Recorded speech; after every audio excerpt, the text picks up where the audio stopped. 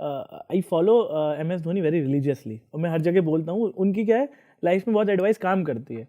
सो interview में, professional settings में it has been widely acknowledge there are some biases जैसे stereotype, halo effect, contrast effect, ये चीज़ चल जाती है. तो it's very obvious if you are giving an interview to an human, but at the same time you must acknowledge this fact, control what is controllable.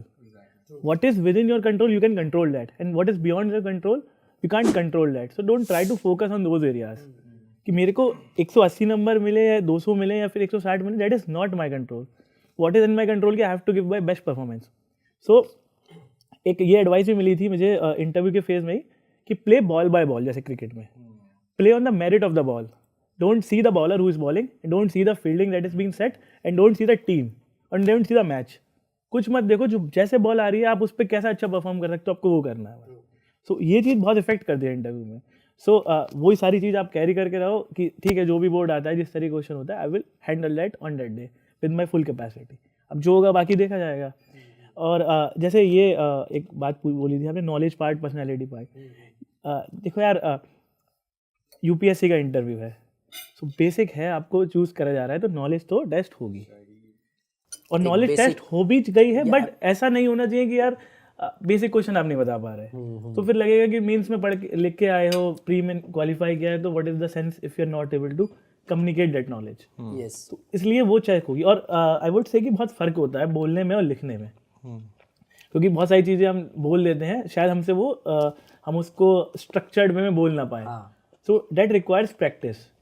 सो वो आपको करनी पड़ती है, क्योंकि जब मैं शुरू में मॉक देता था तो मैं हैफजार्डली बोल देता था कुछ भी, but gradually over course of time I learn this habit कि how to frame a sentence to the point, strictly use the keywords and done with it. Don't prolong those statement. अपनी बात को ना बीट अराउंड द बुश वाला form verbose नहीं होना है. मतलब जैसे आप प्रोफेशनल लैंग्वेज देखते हैं, जैसे इसमें गवर्नमेंट डॉक्यूमेंट्स में होती है, या किसी की प्रेस कॉन्फ्रेंस देखें आप, स्पेशली MEA की जो मिनिस्ट्री ऑफ एक्सटर्नल अफेयर्स है, look at the words they are using and look at the sentence they are framing. Very precise, very to the point and concise statement. Even आप किसी SSP का briefing देख लो ना, किसी right के बाद, तो वो कितना टू द पॉइंट 2-3 लाइन में बात को खत्म कर देते हैं. एंड मेरा एक और चीज़ थी उस टाइम पे, कुछ ऐसे कंट्रोवर्शियल इशूज थे, कुछ यूपी में कुछ हो रहा था, कुछ तो एक ऐसा सटल आंसर दो ना कि उनको लगे समझ रहा है ग्रेविटी इशू की और ये संभाल लेगा. नॉर्मली मतलब मेरे पहले मॉक्स में होता था, स्टार्टिंग वाले मॉक्स में, एंड लेटर मुझे ये एहसास हुआ कि when some questions are asked which are making you uncomfortable, so उसको अपन ने डिफेंसिव नहीं जवाब देना है, डिफेंसिव नहीं होना है. If you are not becoming defensive, मतलब उसको आप वो बॉल को अच्छी तरह से खेल पाओगे. मतलब we have seen the players like Surya Kumar Yadav who are और AB डिविलियर्स, वो यॉर्कर को भी पीछे छक्का मार देते. सो वो भी एक है, but at least you can not show someone that you are playing safe. यार I do believe in one thing कि गेम खेलना है तो सचिन की तरह खेलो या कोहली की तरह खेलो. तो क्लासिक शॉट है उसको अच्छा खेलो, बाकी स्ट्राइक रोटेट करते रहो. और नहीं, और अगर बहुत कंट्रोवर्शियल इशू है और आप दिखा रहे हो कि यार सर हम इसमें हम अवॉइड ही होना चाहते हैं, तो it is fine. It's okay I guess. मेरे ख्याल से इतना नहीं है, उतना नहीं है. नहीं, बट मींस मेरे जब 21 में इंटरव्यू दिया था, आई कैन रिकॉल, तो तब वो हमारे वहाँ पे मुंबई पुलिस का इशू चल रहा था. That Mumbai police commissioner was alleged of some, and I was asked, do you know about this news? I said yes, and then they didn't ask me what is it. They asked me what do you feel about police service? I should have elaborated in context. I should not have played safe, because वो एक controversial issue था. आपने safe कैसे play करा इसमें? हाँ, तो फिर मैंने उसको सेफ कैसे, sir police is a tough job. No. So that was very safe. That was playing very safe. I don't think that was required, because the question which was asked from you was not necessarily related to that context. वो जब it was a general नहीं question पूछते वक्त monologue वो हिसाब से दिया था, कंटेक्स्ट वो आप उस मोनोलॉग पे मत जाओ, आप सिर्फ पुलिस का जो भी सीन है वो बता दो. तो वही error of judgement, and I become little bit of defensive, मतलब साइकोलॉजिकली डिफेंसिव हो गया. So it may sometimes it may seem as a controversial question और it may not. That is important कि क्वेश्चन जो पूछा गया है आप उसी चीज का स्ट्रेट फॉरवर्ड आंसर दो, दैट इज इंपॉर्टेंट. आंसर क्या दे रहे हो आपके हाथ पे, पर ये करना कि आप कुछ और चीज बोल रहे हो, that is. I do believe in, देखो दो चीज हैं इसमें ना.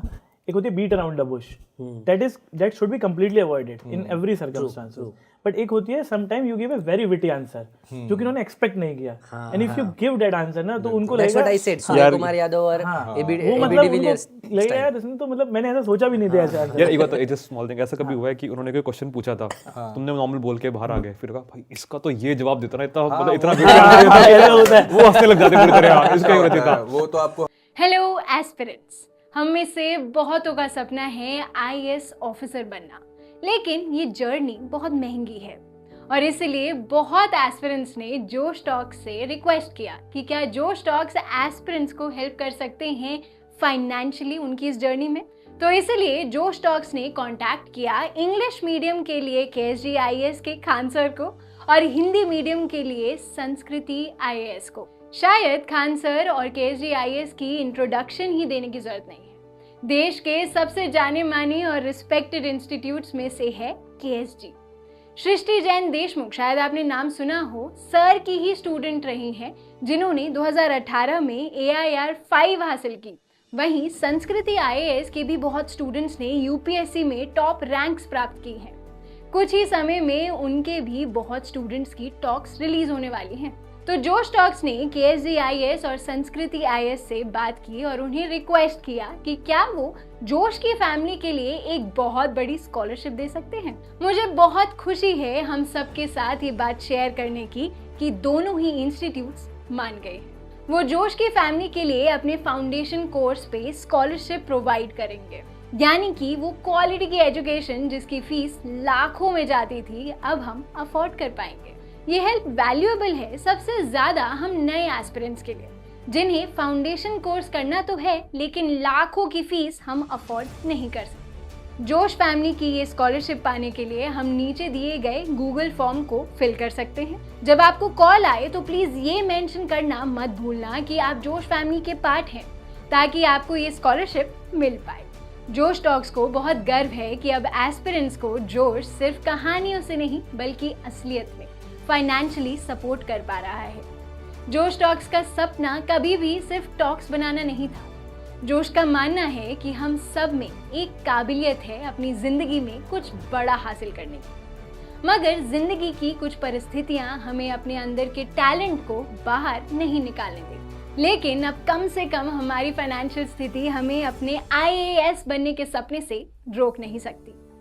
जोश टॉक से एक बड़े भाई या बहन की तरह हर वक्त हम सबको जिंदगी में आगे लेके जाने के प्रयास में लगा रहेगा. आप बस जाके अपना 100% दीजिए, एक भी दिन जाया ना होने दें, बाकी जोश संभाल लेगा. जय हिंद.